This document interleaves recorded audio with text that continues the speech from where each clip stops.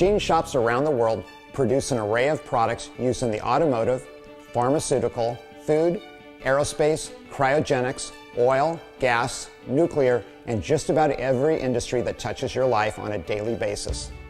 These machine parts are built from stainless steel, brass, aluminum, titanium, and all types of alloys to meet the specific needs of the industries they serve. Hi, I'm Frank Pettifalou with Omegasonics, here to discuss how ultrasonic cleaners address the vast cleaning needs of machining operations. Metals are subjected to cutting fluids and oils during the machining process. These fluids must be removed before they are sent to the final client or to the next stage of manufacturing.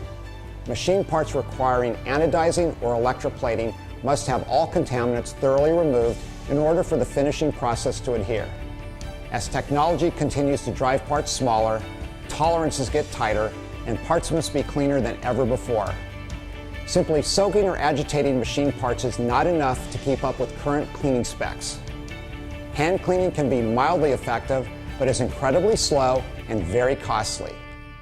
In order to survive in today's cost-conscious environment, ultrasonic cleaners give you speed, precision, and quality using only water-based detergents.